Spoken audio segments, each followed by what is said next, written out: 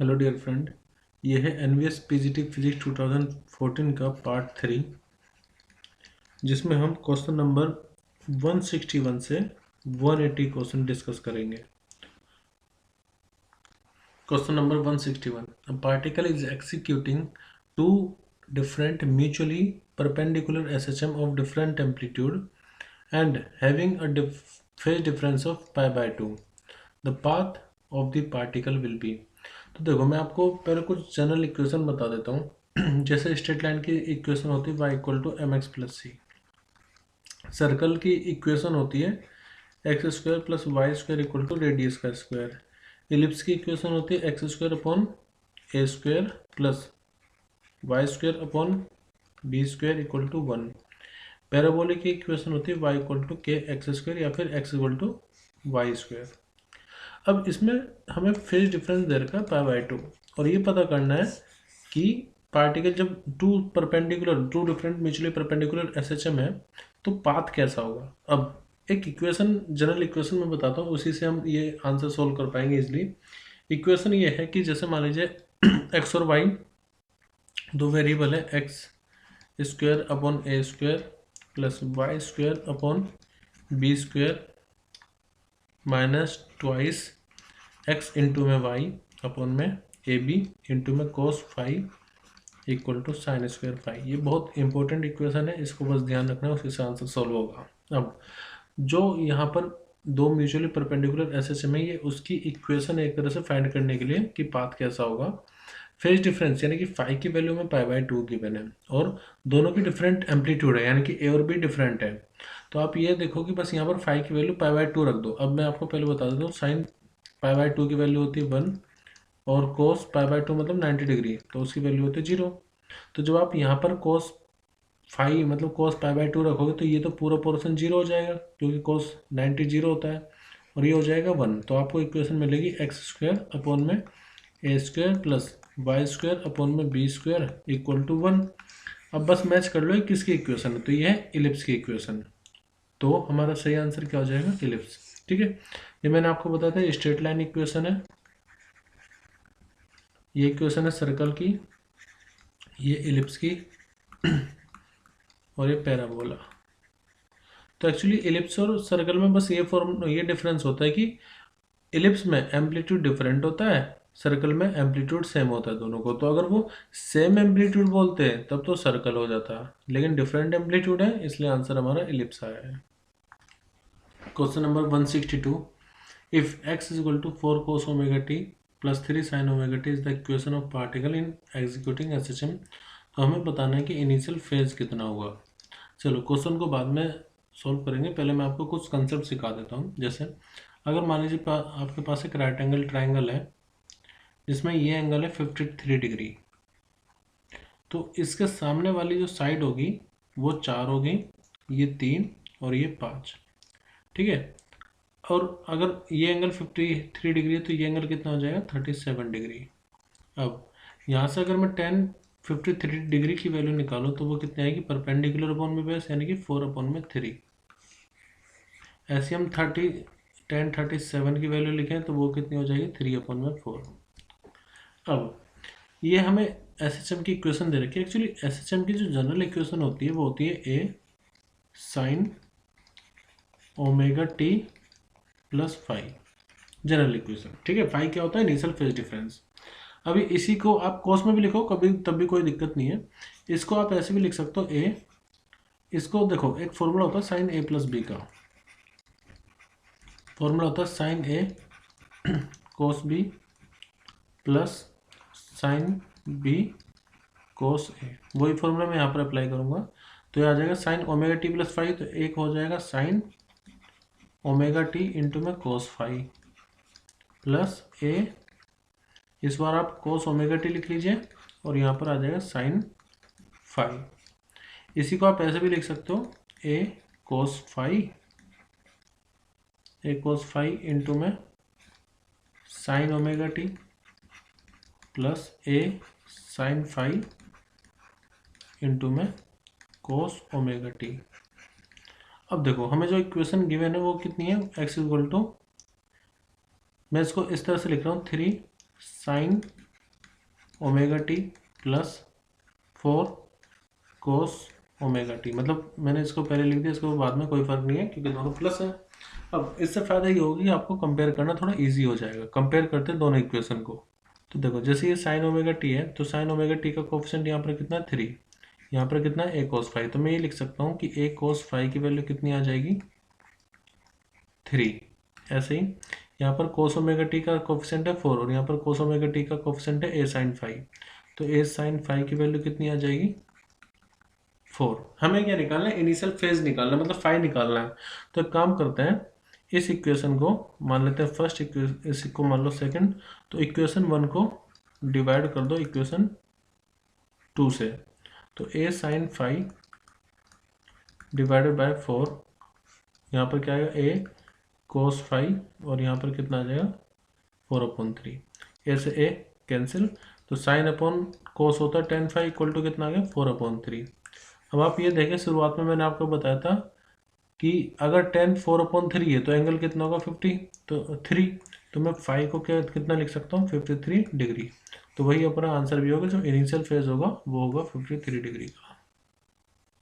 आप अगर यहाँ पर ए कोस ओमेगा टी प्लस 5 लेते तब भी आंसर इतना ही आता है, उसमें कोई दिक्कत नहीं है। लेकिन मेनली हमने 5 निकाला है, तो टेन 5 की वैल्यू जब 4/3 आ जाएगी तो इसका मतलब जो एंगल होगा वो 53 डिग्री रहा होगा। क्वेश्चन नंबर 163, हमें एक इक्वेशन दे रखी है y की, किसी ट्रांसवर्स वेव की, और इसकी लीनियर डेंसिटी हमें गिवन है 12 ग्राम पर मीटर। यानी कि लीनियर डेंसिटी को अगर मैं म्यू से डिनोट करूं तो इट इज़ गिवन 12 ग्राम पर मीटर। तो इसको हम 12 इंटू 10⁻³ किलोग्राम पर मीटर भी लिख सकते हैं, तो क्योंकि हमें ऐसा यूनिट में चीज़ें करनी है। अब ये इक्वेशन, इसको कंपेयर करते हैं जनरल इक्वेशन से। जनरल इक्वेशन होती है ए साइन के x plus minus omega T. तो x का जो कोफिशिएंट होता है वो k होता है, टाइम का कोफिशिएंट होता है ओमेगा। तो यहाँ से कंपेयर करने पर k की वैल्यू कितनी आ गई 1 और ओमेगा की वैल्यू कितनी आ जाएगी 30। ठीक है, x के आगे 1 है ना, तो x के आगे k होता है, तो k की वैल्यू 1, ओमेगा की वैल्यू 30। जो स्पीड होती है वो होती है ओमेगा अपॉन में k। यानी कि यहाँ से मैं अगर देखूँ तो वेलोसिटी कितनी आ जाएगी 30 मीटर पर सेकेंड। ये सब मैं क्यों कर रहा हूँ, क्योंकि मुझे निकालनी है टेंशन। अब टेंशन मुझे निकालनी है तो मुझे वेलोसिटी पता है और म्यू भी पता है। तो देखो एक फॉर्मूला होता है वेलोसिटी टेंशन और म्यू में, वो फॉर्मूला होता है v √T अपॉन में मास लीनियर मास डेंसिटी, जो कि म्यू है यहाँ पर। अब निकालना तो टेंशन है ना, तो टेंशन मत लीजिए, टेंशन निकालते हैं, अब वेलोसिटी का स्क्वायर कर देते हैं इधर, तो ये हो जाएगा T अपॉन म्यू। तो टेंशन निकालने के लिए v स्क्वायर की मल्टीप्लाई कर दीजिए म्यू में। अब v स्क्वायर मतलब 30 का स्क्वायर, और म्यू की वैल्यू कितनी है 12 इंटू 10⁻³ ठीक है, इसको सोल्व करना है। तो जब आप इसको सोल्व करोगे यू विल गेट 0.108 न्यूटन, यानी कि 163 का ऑप्शन सी सही होगा। Question number 164, if the fundamental frequency of an open pipe is F not, its fundamental frequency when it is half filled with water is. Question बाद में करेंगे, पहले कुछ फॉर्मूले जान लेते हैं। देखो एक फॉर्मूला होता है फ्रीक्वेंसी और वेवलेंथ में, वो रिलेशन है F इक्वल टू 1 अपॉन में वेवलेंथ रूट टेंशन अपॉन में मास पर यूनिट लेंथ म्यू। अभी थोड़ी देर पहले मैं क्वेश्चन कर रहे थे जिसमें हमने वेलोसिटी का ये फॉर्मूला यूज किया था, टेंशन अपॉन में मास पर यूनिट लेंथ। तो देखो फ्रीक्वेंसी इंटू वेवलेंथ क्या होता है, स्पीड होता है, तो फ्रीक्वेंसी इक्वल टू कितना होगा v अपॉन में लैम्डा। तो उसी से ये फॉर्मूला बनता है फ्रीक्वेंसी इक्वल टू 1 अपॉन में लैम्डा टी अपॉन में म्यू। दूसरा एक और कंसेप्ट आप ध्यान दीजिए, मान लो कि एक वेव है इस तरह से, इस वेव में अगर आप एक देखो पूरा जो वेवलेंथ होता है, मतलब वेवलेंथ होता है वन कंप्लीट, यहाँ से लेकर के यहाँ तक का जो डिस्टेंस होता है उसको हम लैम्डा लिखते हैं। और इसका आधा कर दो तो ये हो जाएगा λ/2, इसका भी आधा कर दो तो ये हो जाएगा λ/4। अब यहाँ से एक पॉइंट में लिखने वाला हूँ क्या, कि अगर हम दो कंसेक्यूटिव नोड्स और नोड्स के बीच का डिस्टेंस देखें तो वो कितना होता है λ/2। मैं इसको लिख भी देता हूँ। और दूसरा अगर आप एक नोड और एंटी नोड के बीच का डिस्टेंस देखें तो वो कितना होता है λ/4।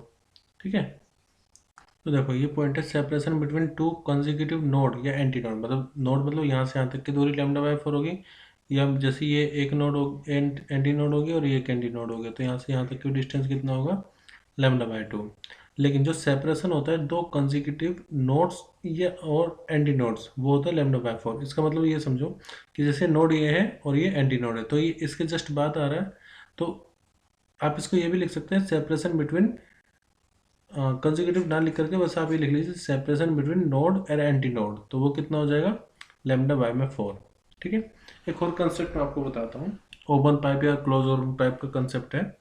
तो देखो कहीं पर अगर ओपन एंड है तो वहाँ पर आपको एंटी नोड ही मिलेगा, जैसे ये ओपन है यहाँ से, तो यहाँ पर जो एंडिंग पॉइंट है वहाँ पर आपको एंटी नोड ही मिलेगा, तो आपको वेव कुछ इस तरह से मिलेगी ऐसे, और ये इस तरह से। ठीक है, लेकिन कहीं पर अगर क्लोज एंड है तो आपको सिर्फ नोड ही मिलेगा क्लोज एंड पर।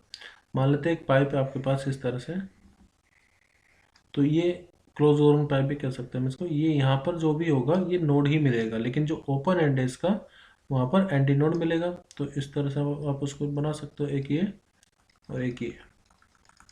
अब क्वेश्चन पे चलते हैं। यहाँ पर बोला गया कि if the fundamental frequency of an open pipe is F not. अब फंडामेंटल फ्रीक्वेंसी ओपन पाइप की कितनी एफ नॉट। फंडामेंटल फ्रीक्वेंसी का अगर मैं डायग्राम बनाऊं मतलब दिखाऊं तो वो इस तरह से होता है। ये एक और ओपन ऑर्गन पाइप हमने लिया, ओपन पाइप है, तो दोनों तरफ आपको एंटी नोड मिलेंगे। अब इस तरह का पैटर्न मिलेगा आपको, लेकिन ये देखो ये एक एंटी नोड हो गया, ये भी एक एंटी नोड है, और बीच में क्या मिल रहा है, एक नोड। अब मैंने आपको बताया था कि एक एंटी नोड और नोड के बीच की डिस्टेंस कितना होता है λ/4। ऐसे यहाँ से यहाँ तक का सेपरेशन कितना हो जाएगा λ/4। या कंप्लीटली अगर आप एक एंटी नोड और एंटी नोड तक जाए, मैंने यहाँ पर बताया हुआ है separation between two consecutive anti node कितना होता है λ/2। तो देखो मान लेते हैं ये पूरी लेंथ है वायर की L, तो यहाँ पर L किसके बराबर हो जाए, यहाँ से यहाँ तक का जो सेपरेशन है यानी कि λ/2 के। अब फ्रीक्वेंसी अगर मैं निकालूँ एफ नॉट, गिवन है एफ नॉट, तो वो किसके बराबर होगा 1/वेवलेंथ। तो वेवलेंथ यहाँ पर कितनी हो जाएगी, ट्वाइस ऑफ L√T/में म्यू। इसको यहीं पे छोड़ देते हैं, अब आते हैं अपने। अब देखो सेकंड में क्या कर रहे हैं कि उस पूरे पाइप को हम पानी से आधा भर दे रहे हैं। तो हमने क्या करा, मान लो ये पूरा एक पाइप था, इस पाइप में आधा पानी भर दिया, तो अब इसकी जो लेंथ बची हमारे पास जिसमें वाइब्रेशन होगा तो वो कितना होगा, उसकी लेंथ कितनी हो जाएगी L/2, हाफ हो गई लेंथ। अब यहाँ पर आप देखो इस तरह का पैटर्न आपको देखने को मिलेगा, तो ये नोड है और ये एंटी नोड है। अब मैंने आपको बताया था कि नोड और एंटी नोड के बीच का सेपरेशन कितना होता है λ/4 होता है, तो यहाँ पर L/2 किसके बराबर हो जाएगा λ/4 के। या फिर वेवलेंथ लैम्डा किसके बराबर हो जाएगा, देखो ये हो गया यहाँ पर 2, तो ये हो जाएगा ट्वाइस ऑफ L के, यानी लैम्डा बराबर कितना 12। यहाँ पर भी लैम्डा बराबर कितना था 12, तो फ्रीक्वेंसी सेम ही आएगी, देखते हैं। तो यहाँ पर एफ नोट डैश कितना होगा 1/λ√T/में म्यू, तो 1/λ कितना 12, ये 2T/में म्यू। तो आप देखो ये जो अब नई फंडामेंटल फ्रीक्वेंसी आ रही है और जो पहले फंडामेंटल फ्रीक्वेंसी थी, ये दोनों मैग्नीट्यूड में इक्वल होंगी, तो हमारा सही आंसर क्या हो जाएगा, ऑप्शन ए एफ नॉट। पानी बढ़ने से फर्क ये पड़ा कि यहाँ पर पहले जो एंटी नोड मिल रहे थे एंड पॉइंट पर, अब वहाँ पर नोड मिल रहे हैं, लेकिन जो लेंथ होगी पाइप की वो भी हम अब आधी ही कंसीडर करेंगे। अब लेंथ आधी हो गई और जो वेव लेंथ आपको मिल रही थी वो भी आधी हो गई, तो एज अ होल कोई भी फर्क नहीं पड़ेगा फंडामेंटल फ्रिक्वेंसी पर, इसलिए हमारा सेम ही आंसर आ रहा है, मतलब एफ नॉट ही आएगा। Question number 165, the speed of sound in a mixture of 1 mole of helium and 2 mole of oxygen at 27 degree is. देखो स्पीड ऑफ साउंड निकालना है आपको, लेकिन स्पीड ऑफ साउंड का फॉर्मूला क्या होता है, तो स्पीड ऑफ साउंड का फॉर्मूला होता है गामा रूट में RT/m। अब गामा नहीं दिया हुआ मैं, आर चलो कांस्टेंट हम रख लेंगे, टेम्परेचर गिवन है, एम भी नहीं पता, तो हमें गामा और एम निकालने के लिए पहले थोड़ी मेहनत करनी पड़ेगी। अब हमारे पास यहाँ पर दो तरह की गैस है, एक है हीलियम और दूसरी है ऑक्सीजन। जो हीलियम है वो है मोनोएटॉमिक गैस, और जो ऑक्सीजन है वो है डायएटॉमिक गैस। और मुझे निकालना है गामा। गामा क्या होता है? गामा होता है Cp upon Cv, Cp upon Cv। और आपको एक रिलेशन ये भी पता होगा, Cp minus Cv equal to R होता है। तो या तो मैं Cp फाइंड करूँ या Cv फाइंड करूँ, तो ताकि हम एक Cp Cv निकालने के बाद गामा निकाल सकें। तो देखो पहले हम निकालेंगे Cv को। कैसे? इजीली मैं बताता हूँ। जैसे आपने ये फॉर्मूला तो पढ़ा होगा, U इक्वल टू होता है F/2 RT। और स्पेसिफिक हीट निकालने के लिए आपको इसी का डिफ्रेंसिएशन करना होता है टेम्परेचर के रिस्पेक्ट में। तो Cv का फॉर्मूला कितना आ जाता है? F/2 R। तो मैं इसी का इस्तेमाल करूंगा, लेकिन उसके लिए तो मुझे डिग्री ऑफ फ्रीडम पता होना चाहिए। तो डिग्री ऑफ फ्रीडम कैसे निकालें? देखो मैंने ये पहले भी बताया हुआ है इसी पार्ट में। अगर जैसे हीलियम है, ये मोनोएटॉमिक है, तो डिग्री ऑफ फ्रीडम निकालने का फॉर्मूला होता है 3n माइनस के। के यहाँ पर होता है कॉन्स्टेंट, n होता है नंबर ऑफ मोलिक्यूल। ऐसे यहाँ पर भी मैं अप्लाई करूंगा 3n माइनस के। अब ये जो मोनोएटॉमिक गैस है, इसके लिए कोई भी कांस्टेंट नहीं होता, क्योंकि कहीं पर भी जा सकता है XYZ में। तो इसके लिए 3 × 1 माइनस 0। तो डिग्री ऑफ फ्रीडम मोनोएटॉमिक के लिए कितना आ जाएगा? 3। अब यहाँ पर क्योंकि डायटोमिक मॉलिक्यूल है, तो n की वैल्यू मैं लूंगा 2। और जो डायटोमिक मॉलिक्यूल है उसमें ये होता है कि ये दोनों मॉलिक्यूल आपस में पास में नहीं आएंगे। तो कांस्टेंट कितना हो गया यहाँ पर? k की वैल्यू हो गई ये 1। तो डिग्री ऑफ फ्रीडम कितना आ जाएगा? 5। वैसे आप डायरेक्टली याद रखो, डिग्री ऑफ फ्रीडम 3 होता है मोनो के लिए, डायो के लिए होता है ये 5। ठीक है। डिग्री ऑफ फ्रीडम अगर मुझे पता चल गया, तो मैं अब स्पेसिफिक हीट यानी कि Cv निकाल सकता हूँ। किसके लिए? हीलियम के लिए। तो कितना हो जाएगा? 3/2 फॉर्मूला ना F/2 R, तो 3/2 R आ गया। और Cv ऑक्सीजन के लिए कितना आ जाएगा? 5/2 R। जब हमें Cv पता लग गया, तो Cp निकालने में हमें ज़्यादा मेहनत करनी नहीं पड़ेगी। बस आपको क्या करना है, जो भी आपका Cv आया है उसमें आपको R को ऐड कर देना है। लेकिन अगर आप ऐसा करते हैं तो देखो, पहले एक काम करते हैं, हम इन दोनों का जो नेट है, क्योंकि दोनों मिक्सचर है, तो इन दोनों का नेट निकाल लेते हैं कि इन दोनों की स्पेसिफिक हीट नेट कितनी होगी, molar specific heat at constant volume. तो उसके लिए हम फॉर्मूला अप्लाई करेंगे, Cv equal to N1 C1 plus N2 C2 upon में N1 प्लस N2। इस C1 और C2 ये दोनों specific heat at constant volume. तो N1 मतलब मोलिक्यूल, नंबर ऑफ मोलिक्यूल कितना है हीलियम के? तो वो है 1। तो 1 इंटू में 3/2 इंटू में R प्लस इसमें कितने 2 है, तो 2 इंटू में 5/2 R अपॉन में N1 प्लस N2 यानी कि 1 + 2 यानी कि 3। तो इसको सोल्व करने पर ये 3/2 प्लस 2 इंटू 5 मतलब 10/2। तो जब आप इसको सोल्व करोगे विल गेट, तो ये हो जाएगा 10 और 3 13। तो 13 R अपॉन में ये 2 3 के साथ मल्टीप्लाई हो जाएगा, तो आ जाएगा 13 R अपॉन में 6। अब Cp को मैं क्या लिख सकता हूँ? Cp को मैं लिखता हूँ R प्लस में Cv। तो Cv हमें मिक्सचर का पता लगे, जो है ना Cv हमने निकाला, ये मिक्सचर का निकाला है दोनों का मिला करके। तो Cp क्या हो जाएगा? इसी में R की एडिशन कर देते हैं, 13 R अपॉन में 6। तो 13 और 6 कितना होता है? 19। तो 19 R अपॉन में 6, ये आ गया Cp मिक्सचर का। ये भी जो Cp आया मिक्सचर का आया है। ये सब मैं क्यों कर रहा हूँ? Cp क्यों निकाला, Cv क्यों निकाला? क्योंकि मुझे गामा निकालना है। गामा क्यों निकालना है? तो क्योंकि वेलोसिटी में गामा आता है, तो गामा तो निकालना पड़ेगा। अब देखो, अब निकालेंगे हम गामा, क्योंकि हमारे पास Cp भी पता लग गया मिक्सचर का और Cv भी। तो गामा इक्वल टू होता है Cp अपॉन में Cv, वो हमने फाइंड कर लिया है। Cp कितना था? 19 अपॉन में 6R और Cv था 13 अपॉन में 6R। तो गामा की वैल्यू हमारे पास आ जाएगी यहाँ से 19 अपॉन में 13। अब मास नहीं पता, मास कैसे निकालेंगे? तो देखो फिर से, जैसे ये फॉर्मूला था ना Cv निकालने का मिक्सचर का, N1 C1 plus N2 C2 upon में N1 प्लस N2। ऐसे हम मास के लिए फॉर्मूला अप्लाई करेंगे, N1 M1 plus N2 M2 upon में N1 प्लस N2। ठीक है। तो N1 यहाँ पर कितना है? हीलियम के लिए 1, और हीलियम का मास कितना होगा? 4 प्लस N2 मतलब इसके लिए ऑक्सीजन के लिए 2, और ऑक्सीजन का मॉलिक्यूलर मास कितना हम लेंगे? 32 डिवाइड में N1 प्लस N2 मतलब 1 + 2 यानी कि 3 आ जाएगा ये। अब इसको जब हम सोल्व करेंगे विल गेट 60 68/3 ग्राम, लेकिन हमें तो किलोग्राम में लिखना होता है, तो 68/3 इंटू 10⁻³ कर देंगे, किलोग्राम में आ जाएगा। अब देखो गामा पता चल गया है, 19/13 आर है। आर यहाँ पर हम कांस्टेंट लेंगे, टी टेम्परेचर है 27 डिग्री सेल्सियस को, लेकिन इसको केल्विन में चेंज करेंगे, और एम बी हमें पता चल गया। अब ये सब वैल्यू पुट कर लेते हैं, तो हमें गामा निकालना, तो मैं ये वैल्यू यहीं पर पुट कर लेता हूँ। देखो गामा कितना है अपने पास, गामा है 19/13। यहाँ पर आर नहीं आएगा क्योंकि आर तो आर से कैंसिल हो गया था, तो 19/13 ही होगी सी वी की वैल्यू।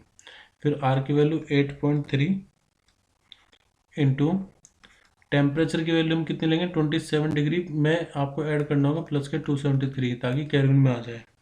तो 27 प्लस 273 डिवाइड में यहाँ पर आएगा मास, वो आएगा तो 68/3 इंटू 10⁻³ तो जब आप इसको सोल्व करोगे यू विल गेट 401 मीटर पर सेकेंड। तो आंसर होगा हमारा ऑप्शन सी।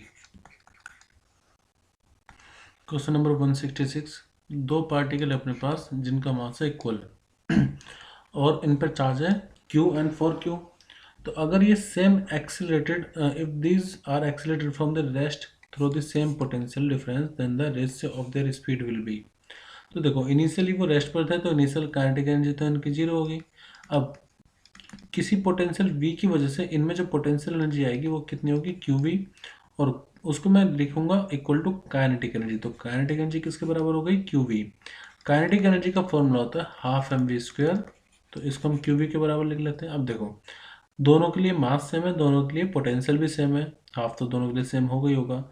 तो जो वेलोसिटी का स्क्वायर है वो डायरेक्टली किस पर डिपेंड कर रहा है, चार्ज पर। हमें तो वेलोसिटी का रेशो चाहिए, स्पीड का रेशो चाहिए, तो इसका मतलब v डायरेक्टली किस पर डिपेंड करेगा, रूट ऑफ चार्ज पर। तो अब देखो v1/v2 निकालते हैं, तो वो बराबर होगा Q1/Q2। ध्यान रखना जैसे पहले ये प्लस Q है तो ये इसको Q1 लेंगे, बाद वाला को Q2 लेंगे। तो इसलिए आपको यहाँ पर ऐसा नहीं करना कि पहले 4 रख दो और फिर बाद में 1 रखो, नहीं, पहले जो पहले आया है यानी कि प्लस Q, बाद में Q2 जो कि बाद में आया यानी कि प्लस के 4Q। Q से Q हटा दो तो कितना बचा, ये √1/4 v1/v2। अब v1/v2 चाहिए था हमें, तो आपको पता है 1/4 को आप 1/2 भी लिख सकते हैं, तो रेशियो कितना हो जाएगा 1/2, यानी कि डी ऑप्शन सही होगा हमारा।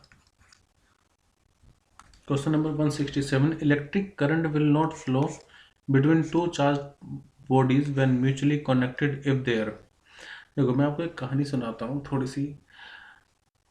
3 चीज़ें मैं आपको बताऊंगा, जैसे टेम्परेचर और हीट, वाटर और हाइट, और चार्ज एंड पोटेंशियल। तो देखो हमेशा जो वाटर होता है, मतलब कोई भी फ्लूइड होगा, वो हमेशा हायर हाइट से लोअर हाइट की तरफ फ्लो करता है, ठीक है, हायर हाइट से लोअर हाइट। ऐसे ही जो हीट होती है वो हीट हमेशा हाई टेम्परेचर से लो टेम्परेचर की तरफ फ्लो करती है। ऐसे ही चार्ज का होता है, जो चार्ज होता है वो हमेशा हाई पोटेंशियल से लो पोटेंशियल की तरफ फ्लो करता है, ठीक है। चार्ज हमेशा हाई पोटेंशियल से लो पोटेंशियल की तरफ फ्लो करेगा। हीट हमेशा हायर बॉडी, मतलब जिसका टेम्परेचर ज़्यादा है उससे जिसका टेम्परेचर कम है उसकी तरफ फ्लो करेगी। और पानी हमेशा हायर हाइट से डेप्थ की तरफ या कह लो लोअर हाइट की तरफ जाने की कोशिश करेगा। अब चार्ज फ्लो नहीं हो रहा है, तो चार्ज फ्लो होने का रीज़न क्या हो सकता है कि पोटेंशियल डिफरेंस नहीं मिल रहा उसको।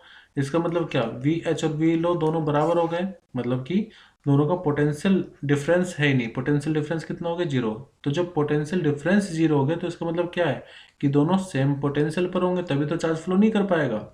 तो हमारा सही आंसर होगा ऑप्शन बी, कि उन दोनों का पोटेंशियल सेम हो गया है, इसलिए जो चार्ज है वो एक बॉडी से दूसरी बॉडी पर फ्लो नहीं कर पा रहा क्योंकि पोटेंशियल सेम है। Question number 168, a thin spherical metal shell charge Q है उसके सरफेस पर। तो एक सेल बना लेते हैं, इसके सरफेस पर चार्ज कितना है, Q। A point charge Q1 lies at the centre of this spherical shell, तो इसका सेंटर पर एक चार्ज रख देते हैं Q1, और and another charge Q2 is situated outside the shell, कहीं पर भी आप रख लो कोई फर्क नहीं पड़ेगा, Q2 हमने चार्ज एक रख लिया बाहर। तो जो चार्ज Q1 है इस पर कितनी फोर्स लग रही होगी, मतलब कैसी फोर्स लग रही होगी ये बताना है, बाद में बताएंगे, पहले मैं आपको एक कंसेप्ट बताता हूँ। कंसेप्ट ये है कि कोई भी अगर मेटल है तो मेटल के अंदर हमेशा इलेक्ट्रिक फील्ड जीरो होती है, मेटल के अंदर हमेशा इलेक्ट्रिक फील्ड कितनी होगी, जीरो, और अगर आप कोई चार्ज रखोगे भी तो सरफेस पर आ जाता है, ठीक है। दूसरी बात, इलेक्ट्रिक फील्ड जब भी आएगी किसी कंडक्टर पर या मेटल पर तो वो हमेशा नॉर्मल होती है उसके। अब आपने यहाँ पर चार्ज रख दिया Q2, ठीक है, तो इसकी कुछ इलेक्ट्रिक फील्ड होगी, लेकिन इसकी इलेक्ट्रिक फील्ड अंदर नहीं होगी, इसकी जो नेट इलेक्ट्रिक फील्ड होगी, मेटेलिक, ये स्फेरिकल मेटेलिक सेल है, तो अंदर जो नेट इलेक्ट्रिक फील्ड होगी वो कितनी होगी, जीरो, ठीक है। अब जब नेट इलेक्ट्रिक फील्ड जीरो होगी तो चार्ज फोर्स बराबर होता है Q इंटू ई। अब इलेक्ट्रिक फील्ड जीरो तो फोर्स भी जीरो, तो हमारा सही आंसर क्या होगा, ऑप्शन ए, यानी कि उस पर जो फोर्स लग रही होगी वो जीरो लगेगी। ध्यान रखना, चाहे आप बाहर कितना भी चार्ज रख लो, inside the metal the electric field will not be there, because इसी को हम इलेक्ट्रोस्टैटिक शील्डिंग भी कहते हैं। आपने पढ़ा होगा शील्डिंग, इलेक्ट्रोस्टैटिक शील्डिंग, शील्ड मतलब खुद से बचाव, तो इलेक्ट्रोस्टैटिक शील्डिंग, इलेक्ट्रिक शील्डिंग भी कह सकते हैं। इसलिए ये सलाह दी जाती है कि जब भी लाइट कहीं पर चमचमा रही हो, मतलब बिजली गिर रही हो, थंडरस्टॉर्म हो रहा हो, तो आपको गाड़ी के अंदर बैठना चाहिए या किसी पेड़ के नीचे बैठना चाहिए। तो इट विल बी बेटर कि आप गाड़ी के अंदर बैठो अगर गाड़ी है तो आपके पास, क्योंकि पेड़ के नीचे बैठोगे तो करंट लगने की संभावना है, लेकिन जब आप गाड़ी के अंदर बैठोगे तो गाड़ी की जो बॉडी है वो मेटेलिक होगी, और क्योंकि वो मेटेलिक बॉडी है तो उसके अंदर करंट जा ही नहीं पाएगा, क्योंकि वो एक शील्ड की तरह बिहेव करेगी, वो इलेक्ट्रोस्टैटिक शील्डिंग या इलेक्ट्रिक शील्डिंग की तरह बिहेव करेगी, वहाँ पर शील्ड की तरह काम करेगी। तो ये भी आप ध्यान रखना, किसी मेटल के अंदर नेट इलेक्ट्रिक फील्ड कितनी होगी, zero. Question number 169, when dielectric medium of dielectric constant K is filled between the plate of charged parallel plate can condenser, देखो ये चार्ज है ऑलरेडी, यानी इसमें कुछ चार्ज होगा, then the energy stored become as comparable to the previous value is, तो मान लेते हैं कि शुरुआत में हमारे पास एक कैपेसिटर रहा होगा और इसका कैपेसिटेंस C है। देखो जो पोटेंशियल एनर्जी का फॉर्मूला होता है वो होता है U equal to half CV², या अगर मैं चार्ज और कैपेसिटेंस के टर्म में बताऊं तो वो होता है Q² अपॉन में 2C, और एक और फॉर्मूला होता है हाफ Q इंटू में V। आप कोई से भी फॉर्मूला इस्तेमाल कर लेना, आंसर आएगा, लेकिन पहले कंसेप्ट समझते हैं ये कि जब आप कांस्टेंट, डाइलेक्ट्रिक कांस्टेंट के यहाँ पर फिल कर रहे हो तो जो कैपेसिटेंस होता है, नया कैपेसिटेंस, वो K टाइम्स हो जाएगा जितना भी पहले रहा होगा, ठीक है। और यहाँ पर देखो कोई सेल कनेक्टेड नहीं है, ऐसा कुछ बोले नहीं कि सेल कनेक्टेड है। जब सेल कनेक्टेड नहीं है तो जितना चार्ज पहले रहा होगा उतना ही चार्ज बाद में भी होगा, क्योंकि चार्ज क्या, बाहर से चार्ज तो सेल से मिलता है ना, तो चार्ज उतना ही है जितना पहले था। और अगर मैं पोटेंशियल की बात करूँ तो देखो इलेक्ट्रिक फील्ड डिक्रीज हो जाती है जब आप किसी डायलैक्ट्रिक कांस्टेंट को इंसर्ट करते हो। जब इलेक्ट्रिक फील्ड डिक्रीज हो जाती है वो होती है 1/k टाइम डिक्रीज। तो जो पोटेंशियल होगा, पोटेंशियल आपको पता है इक्वल टू क्या होता है, V/L। तो इलेक्ट्रिक फील्ड और पोटेंशियल डायरेक्टली डिपेंड कर रहे हैं, तो मैं ये कह सकता हूँ कि पोटेंशियल भी 1/k टाइम्स डिक्रीज हो जाएगा, ठीक है। तो क्या क्या चेंजेस होता है, कैपेसिटेंस k टाइम्स इंक्रीज होगा, चार्ज सेम रहेगा, पोटेंशियल 1/k टाइम्स हो जाएगा। अब कोई भी फॉर्मूला उठा लो, किसी से भी कर लो, सेम आंसर आएगा। तो चलो पहले इसी का इस्तेमाल कर लेते हैं, U equal to half CV² का। तो जो U डैश होगा वो हो जाए C डैश V डैश का स्क्वायर 1/2। C डैश कितना हो गया, जितना पहले था कैपेसिटेंस K टाइम्स इंक्रीज हो गया है। पोटेंशियल मैंने आपको बताया कि वो 1/k टाइम्स डिक्रीज हो गया है, तो इसका स्क्वायर, तो 1/2 K/K का स्क्वायर इंटू में CV², कैसे K कैंसिल कर दो तो ये आ जाएगा हाफ K CV² या फिर 1/k हाफ CV², ये U डैश। तो U डैश इक्वल टू कितना आ गया, 1/k हाफ CV² क्या था, जो पहले उसमें पोटेंशियल एनर्जी थी। तो हम ये कह सकते हैं कि potential energy 1/k times decrease हो जाएगी। तो 1/k टाइम्स का मतलब क्या होगा, K की पावर -1 टाइम्स हो जाएगी। तो आंसर सही होगा बी। आप किसी से भी करके देख लीजिए, सेम आंसर आएगा। Question number 170, A drop of water जिसका मास आपको गिवन है 10⁻⁻6 किलोग्राम है, हैज एन इलेक्ट्रिक चार्ज, उस पर चार्ज है 1 micro coulomb. The electric field required to balance the drop in air is. अब देखो, कोई भी ड्रॉप है तो वो अपने वेट की वजह से नीचे तो गिरेगी अर्थ की तरफ, toward the gravitation force always attracts any body toward the centre of earth. तो ये जो मास है यहाँ पर, ये जो ड्रॉप है इसमें कुछ मास है, तो इसका जो वेट होगा वो कितना होगा, W बराबर mg। अब इसको नीचे गिरने से रोकने के लिए आपको जस्ट एन अपोजिट डायरेक्शन में कुछ फोर्स लगानी पड़ेगी। अब फोर्स कौन सी लगाएंगे, तो यहाँ पर इलेक्ट्रिक फील्ड का सहारा हमें लेना पड़ेगा। किसी क्यू चार्ज पर इलेक्ट्रिक फील्ड की वजह से जो फोर्स लगता है वो लगता है QE। तो यहाँ पर वेट को बैलेंस करने के लिए हमें इतनी फोर्स ऊपर की तरफ लगानी पड़ेगी। तो आंसर में हम वो सेलेक्ट करेंगे जिसमें डायरेक्शन अपवर्ड है। तो यहाँ तो डाउनवर्ड है, इसको हटा दो, यहाँ डाउनवर्ड है, इसको हटा दो, तो आंसर आ जाएगा ए। इसमें तो drop can not be balance ऐसा नहीं है भैया, करेंगे फिजिक्स है अपने पास। तो ऑप्शन क्या हो जाएगा, ए अपवर्ड के लिए। बट न्यूमेरिकली भी देख लेते हैं, विश्वास करेंगे फिर आप। तो F equal to q equal to W equal to m g put करते हैं, तो F बराबर किसके होना चाहिए, W के। तो Q इक्वल टू कितना, mg। इलेक्ट्रिक फील्ड निकालना है तो वो बराबर हो जाएगा mg अपॉन में Q।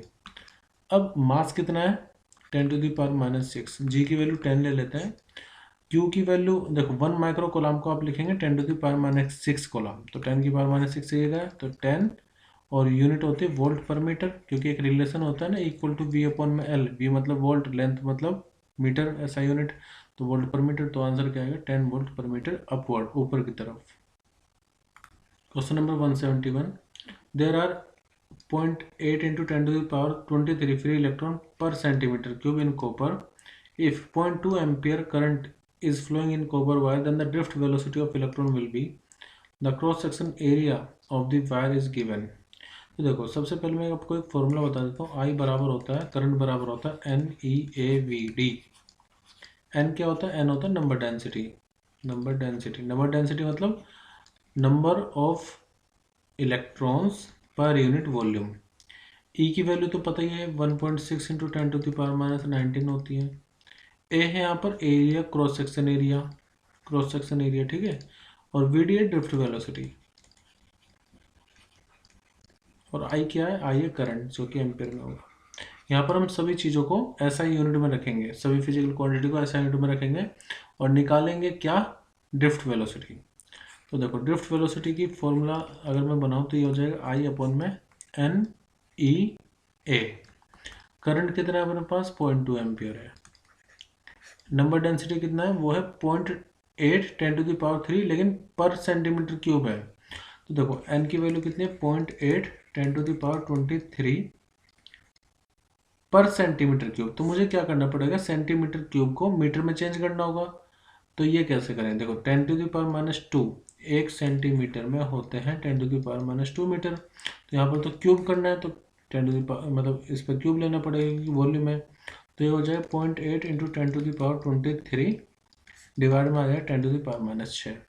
तो n की वैल्यू हम यहाँ रख रहे हैं 0.8 10⁻23, और इसको अभी यहाँ लिख लेते हैं 10⁻6। मल्टीप्लाई में e की value 1.6 into 10⁻19, area of cross section है 0.01, इसको भी तो चेंज करना पड़ेगा, 0.01 सेंटीमीटर का स्क्वायर है। तो सेंटीमीटर को मीटर में 10⁻² और उसका स्क्वायर, तो ये हो जाएगा 0.01 10⁻, कितना, -4, -2 इंटू 2 -4। ओके, इसको यहाँ पे लिख लेते हैं 0.01 10⁻⁻4। तो बस इसको हमें सोल्व करना है। तो जो ड्रिफ्ट वेलोसिटी आएगी वो आएगी 1.56 इंटू 10⁻5 मीटर पर second. Question 172, if a resistance R1 is connected to a source of EMF, let EMF यहाँ पर E है और ये R रेजिस्टेंस है, तो यहाँ पर जो पावर कंज्यूम हो रही होगी वो कितनी हो रही होगी, E² अपॉन में R। ये है रेजिस्टेंस R1। अब इसके साथ क्या कर रहे हैं कि एडिशनल रेजिस्टेंस R2 ऐड कर रहे हैं, तो ये R1 और ये R2, ठीक है। सेल चेंज नहीं कर रहा है, सेल उतना ही है, EMF E। तो जो पावर कंज्यूम होगी R1 में वो अब कितनी होगी। तो होगा ये कि जब आपने एक और रेजिस्टेंस को यहाँ पर ला दिया तो बैटरी क्या करती है, बैटरी करती है एनर्जी को सप्लाई। तो पहले जो बैटरी एनर्जी को सप्लाई कर रही थी वो सिर्फ यहाँ पर यूज हो रही होगी, लेकिन अब जो बैटरी एनर्जी सप्लाई कर रही है वो कुछ यहाँ पर भी यूज होगी और कुछ यहाँ पर भी यूज होगी। तो उसकी वजह से क्या होगा कि इसको R1 को अब उतनी एनर्जी नहीं मिल पाएगी जितनी पहले मिल रही थी। किसकी वजह से, क्योंकि एक और दूसरा खाने वाला आ गया एनर्जी को। तो इसका मतलब ये है कि अब जो वो पावर कंज्यूम करेगा वो पहले से कम कर पाएगा। क्यों? क्योंकि जितनी पावर इसको पहले मिल पाती थी, पहले ये अकेला था, अब एक और साथी आ गया इसका उतनी कुछ पावर को खाने के लिए, तो उतनी पावर उसको नहीं मिल पाएगी। आप इसको ऐसे समझो जैसे एक रोटी है, पहले वो एक ही आदमी खा रहा था उसको, अब दो आदमी आ गए, रोटी वही है, तो अब क्या होगा, जो रोटी मिलेगी एक को वो कम हो जाएगी ना। तो ऐसे ही यहाँ पर है कि जो पावर कंज्यूम करेगा R1 वो पहले से कम हो जाएगी। क्वेश्चन नंबर 173, हमारे पास कोई सेल है और वो सेकेंडरी सर्किट से कनेक्टेड है पोटेंशियोमीटर में। पोटेंशियोमीटर किस लिए इस्तेमाल किया जाता है, या तो दो सेल है उसके ईएमएफ को कंपेयर करने के लिए या इंटरनल रेजिस्टेंस फाइंड करने के लिए। आगे बोला था length, the balancing length in order to obtain a potential gradient of 2 × 10⁻³ volt per centimetre will be. तो देखो पोटेंशियल ग्रेडियंट का फॉर्मूला क्या होता है, वो होता है पोटेंशियल पर यूनिट लेंथ। वो आपको यहाँ से यूनिट से पता चल रहा है, पोटेंशियल पर यूनिट लेंथ। अब ये सेंटीमीटर में ऑप्शन में, लेकिन मीटर में दिया हुआ है सब कुछ, तो इसको हमें सेंटीमीटर में चेंज करना पड़ेगा। हमें क्या निकालना है, लेंथ निकालना है, तो वोल्ट अपॉन में के। वोल्टेज कितनी है 1.08, के कितना है 2 × में 10⁻³ वोल्ट पर सेंटीमीटर। पर सेंटीमीटर को मीटर में कन्वर्ट करने के लिए 10⁻² से मल्टीप्लाई करेंगे, तो 1.08 × में 10⁻², ये 10⁻³ जाएगा तो प्लस हो जाएगा अपॉन में 2। तो जब आप इसको सोल्व करोगे you will get 5.4 metre, option B. Next, the EMF of thermocouple one junction of which at temperature 0°C is given by. तो देखो ईएमएफ हमें गिवन है, न्यूट्रल टेम्परेचर निकालना है। तो ई की वैल्यू कितनी है 80 + BT²। अच्छा, न्यूट्रल टेम्परेचर कब होता है, जब DE/dt की वैल्यू 0। तो बस हम इसको डिफ्रेंशिएट करके इक्वल टू 0 पुट करेंगे, तो DE/dt equal to A। T का डिफ्रेंशिएशन देखो मैं साइड में बता देता हूँ, जनरल रूल डिफ्रेंशिएशन का, जैसे टी की पावर n का डिफ्रेंशिएशन कर रहे हो टी के रेस्पेक्ट में, तो ये हो जाएगा n आगे आ जाएगा और एक पावर हो जाएगी कम। और अगर मान लीजिए सिर्फ एक ही पावर है टी पर तो फिर वो 1 आ जाता है। अब ये हम डिफ्रेंशिएशन करेंगे और कांस्टेंट का डिफ्रेंशिएशन 0 होता है, तो 80 + BT² का डिफ्रेंशिएशन करना है, तो a को तो बाहर निकालेंगे क्योंकि वो कांस्टेंट है, और t का करेंगे यहाँ पर b को बाहर निकालेंगे, t² का डिफ्रेंशिएशन करेंगे। अब DE/dt को कितना पुट करना है 0, तो 0 इक्वल टू कितना आएगा a, यहाँ पर DT/dt हो गया 1 प्लस में b, t² का आ गया 2t, तो 0 इक्वल टू आ गया a प्लस में ट्वाइस BT।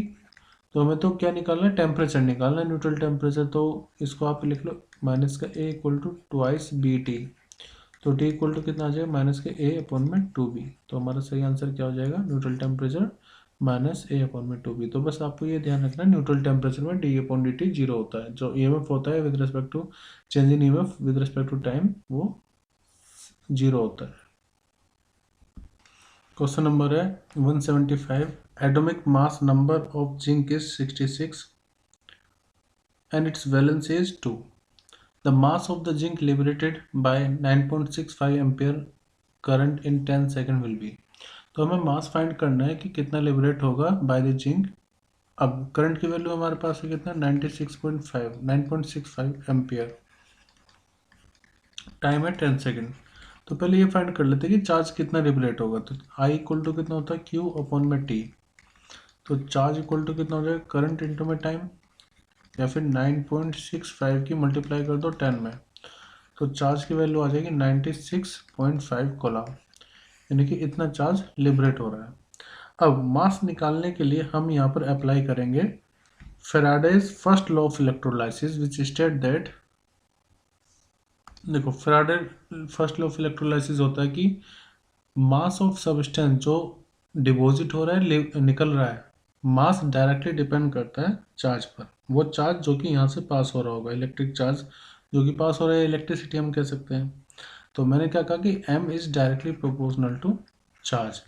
अब जब यहाँ पर हमने प्रोपोर्शनल साइन लगा दिया है तो इसको हटाना भी पड़ेगा, और इसको हम लगाएंगे bye constant, proportionality constant z से। तो m इक्वल टू कितना होता है, q इंटू में z। अब ये z क्या है, देखो z होता है इलेक्ट्रोकेमिकल इक्विवेलेंट, या फिर z क्या होता है, mass of substance produces by 1 coulomb of charge. और जो z का यूनिट होगी, z की यूनिट क्या होगी, z की यूनिट होगी, जैसे m अपॉन q पर डिपेंड कर रहा है, तो z की यूनिट हो जाएगी किलोग्राम पर कोलम, या फिर ग्राम पर कोलम भी कह सकते हैं, ग्राम पर कोलम। अब देखो यहाँ पर जो एटॉमिक नंबर है वो कितना है, 66, और वैलेंसी कितनी है, 2। तो हम ये कह सकते हैं, तो mass of zinc liberated bye 1 farad charge वो रहेगा। अच्छा, 1 फेराड में कितना आता है चार्ज, मैं आपको बता देता हूँ। 1 फेराड में चार्ज आता है 96500 कोलम। तो यहाँ पर मास कितना हो जाएगा 1 फेराड के द्वारा, वो हो जाएगा एटॉमिक मास को, यानी कि 66 को 2 से डिवाइड करेंगे तो ये आ जाएगा 33 ग्राम। लेकिन हमें क्या फाइंड करना है, हमें ये फाइंड करना है कि 96.5 कोलम से कितना मास निकल रहा है। अभी हमने देखा कि 1 फेराड मतलब 96500 कोलम अगर आपके पास है तो उससे 33 ग्राम मास निकलता है। तो अगर 96.5 कोलम चार्ज है तो उससे कितना मास निकलेगा, एक बार मैं दोबारा बताता हूँ। देखो 96500 मतलब 1 फेराड, अगर आपके पास इतना चार्ज है तो उससे जो मास निकल रहा है वो कितना है, 33। अब हमें चाहिए कि इतने चार्ज में, इतने चार्ज से कितना मास निकलेगा। तो आप ये देख लो कि एक चार्ज से, मतलब 1 कोलम चार्ज कहना चाहिए, 1 कोलम चार्ज से जो मास निकलेगा वो कितना हो जाए, 33 अपॉन में 96500।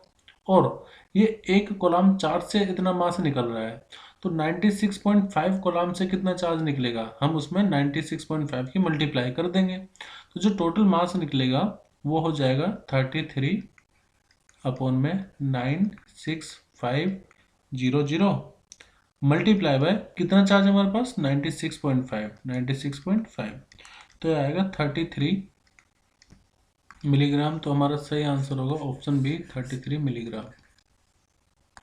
Question number 176, a current carrying conductor produces. ये क्वेश्चन बहुत एग्जाम्स में आया हुआ है, टीजीटी 2021 में भी आया था। तो एक करंट कैरिंग कंडक्टर क्या प्रोड्यूस करता है, पहले मैं आपको कंसेप्ट सिखाता हूँ। देखो मान लो कोई चार्ज अगर रेस्ट पर है, अगर कोई चार्ज रेस्ट पर है तो अपने सराउंडिंग में वो इलेक्ट्रिक फील्ड प्रोड्यूस कर देता है, मतलब it will produces electric field. Charge अगर रेस्ट में तो क्या प्रोड्यूस करेगा, इलेक्ट्रिक फील्ड।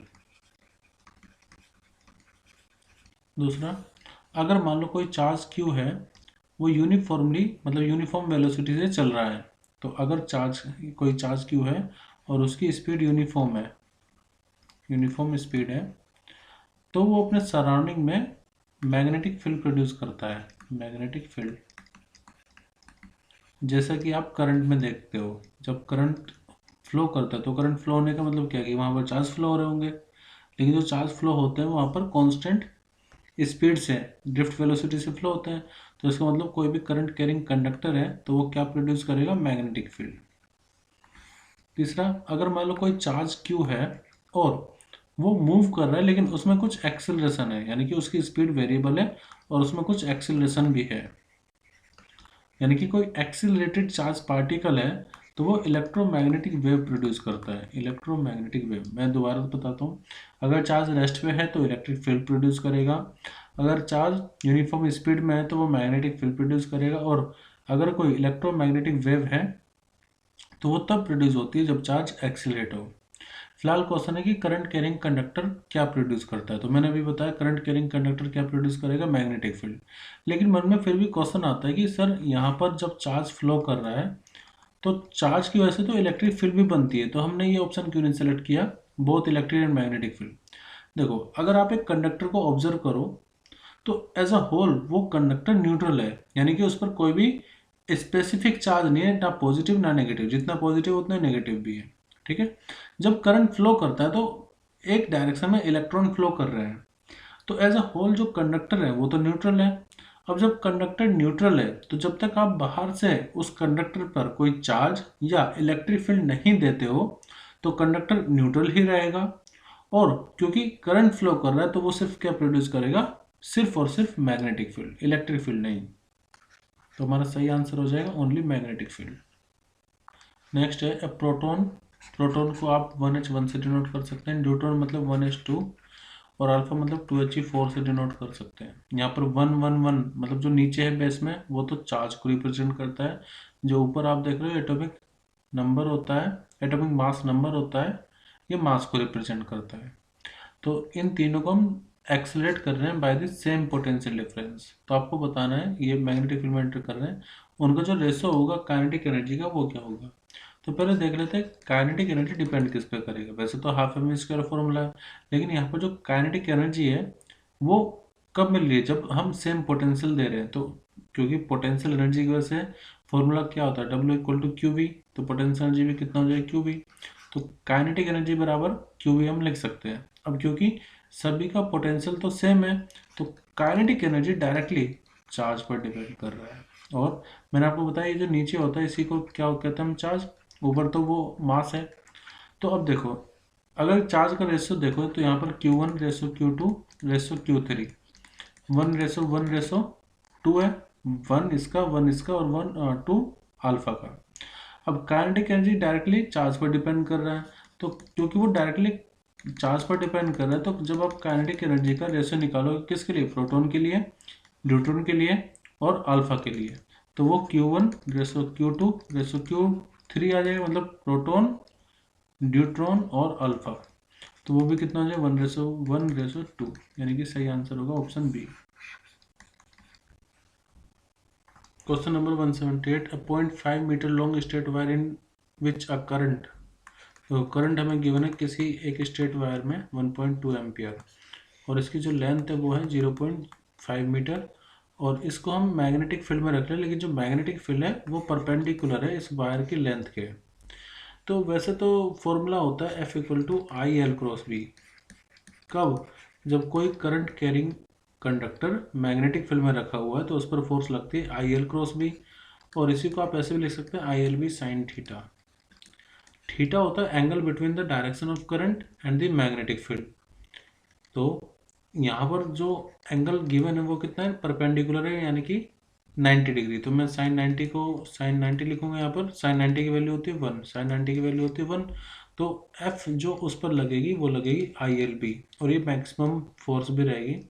आई की वैल्यू कितनी है 1.2, लेंथ की वैल्यू कितनी है 0.5 और मल्टीप्लाइड बाय 2। तो ये तो 1 हो गया, 0.5 इंटू 2 1, तो 1.2 न्यूटन आंसर आ जाएगा, यानी कि option A. Question number 179, the area of B H curve and area of I H curve किस तरह से रिलेट करते हैं ये बताना है। तो पहले कंसेप्ट समझेंगे फिर आंसर खुद से आ जाएगा। देखो बी एच कर्व हम कब प्लॉट करते हैं, मान लीजिए आपके पास कोई, मान लेते हैं आपके पास कोई फेरोमैग्नेटिक मटेरियल है। तो फेरोमैग्नेटिक मटेरियल के लिए अगर आप ग्राफ प्लॉट करोगे बिटवीन द फ्लक्स डेंसिटी यानी कि बी, और बाहर से मान लीजिए आप कोई फील्ड अप्लाई कर रहे हैं जिसको हम बोलेंगे magnetising field,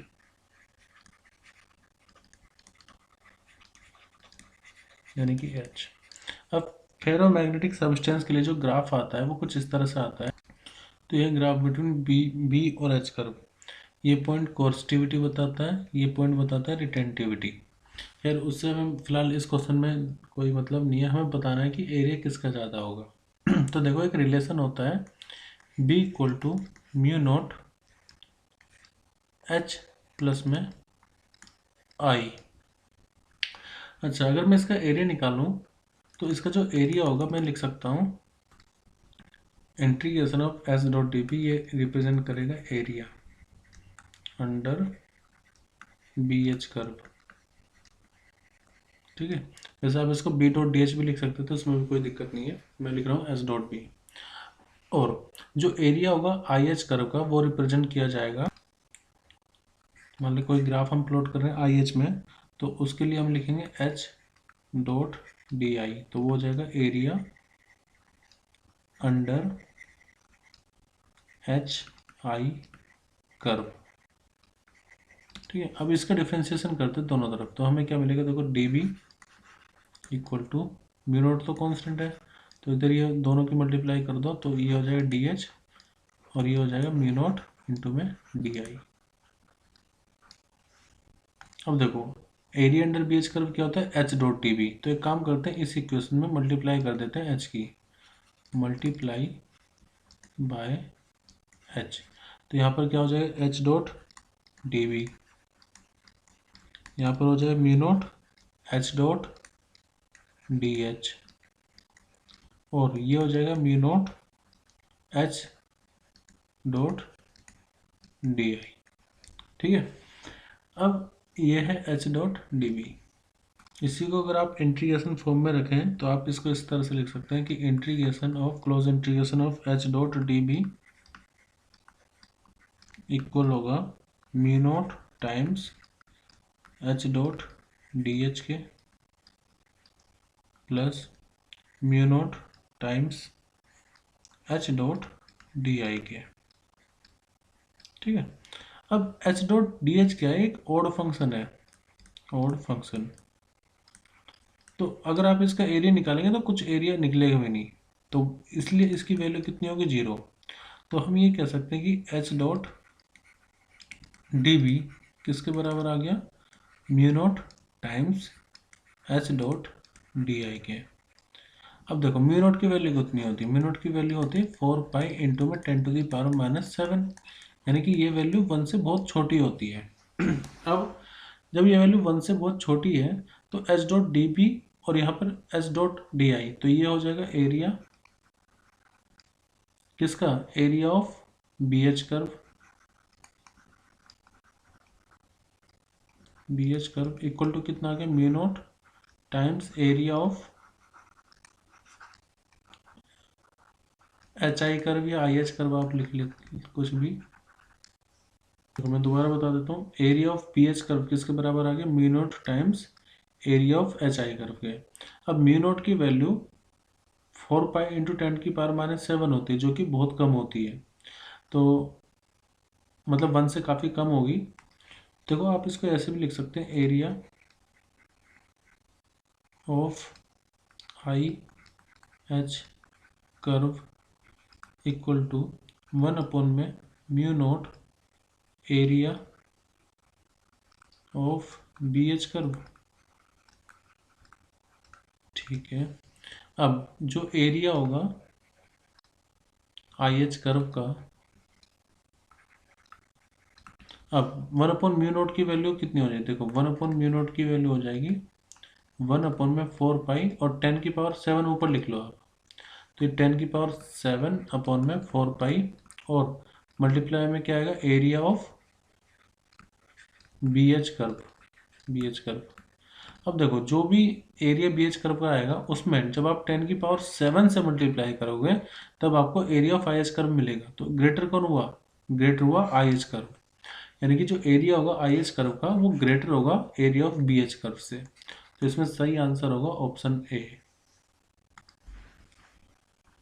to protect a machine of watch from external magnetic field its box should be made of. तो देखो मान लीजिए हमें एक घड़ी है, उसको एक्सटर्नल मैग्नेटिक फील्ड से बचाना है, तो उसको हम किस बॉक्स के अंदर रखेंगे। देखो गॉस लॉ क्या कहता है कि B dot D S equal to होता है 0 के, यानी कि जो नेट मैग्नेटिक फ्लक्स होगा वो हमेशा किसके बराबर होगा, 0 के। लेकिन ऐसे में जो बॉक्स होना चाहिए, मतलब जो भी बॉक्स होगा उसमें नेट मैग्नेटिक फ्लक्स 0 होगा या 0 होना चाहिए, ताकि जितनी मैग्नेटिक फील्ड लाइन एंटर कर रही है उतनी बाहर निकल जाए, वो वॉच को इफेक्ट ना करे। तो ऐसा तभी पॉसिबल होगा जब ये एक ऐसे मटेरियल के अंदर रखी होगी जो खुद में मैग्नेटिक मटेरियल होगा, और वो भी एक अच्छा क्वालिटी का।